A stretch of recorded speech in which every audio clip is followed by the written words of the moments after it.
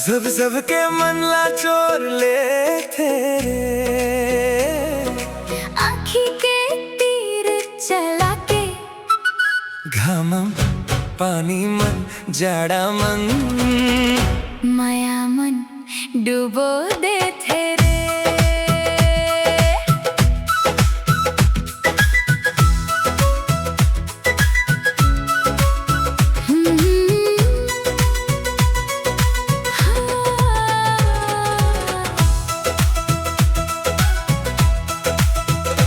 तोरला देखे बिन मोला मन हो जाते सिंपल।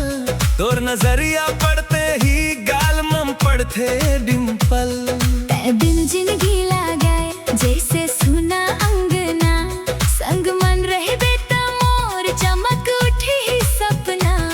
तोर गोठ सुनत सुनत समय उड़ जाते रे मन के सबे चिंता दूर भाग जाते रे। संभाल के रखे हवम सपना के एक डब्बा तोर नाम आवत ही धड़क उठते छतिया। आजा आजा ते मोर हंसी के टिकट रे आजा आजा ते मोर सपना रॉकेट रे।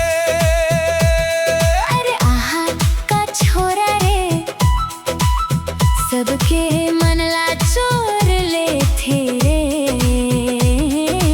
आँखी के तीर चला के घाम मन पानी मन जाड़ा मन माया मन डुबो दे थे रे।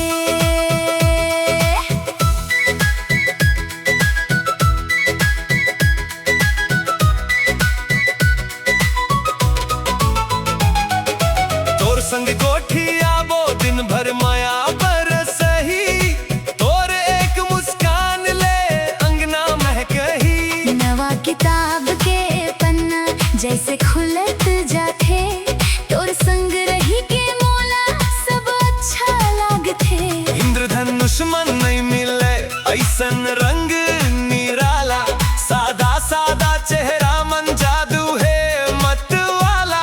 तोर आँखी के चमक मन चंदा घलो शर्मा थे एक बेर हास देवे दिन भर मन गुनगुना थे। आजा आजा ते मोर चांदी के बुलेट रे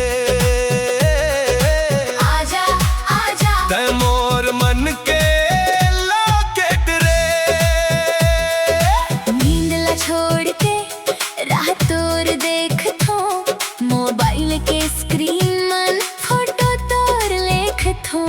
कतेक दिन ले मन के बात ला छुपाए हवो आज ते सुन ले माया ला बताए हवो। सपना के गठरी ला तोर बर सजाए हवो आजा मोर संग नवा कहानी बनाए हवो घर के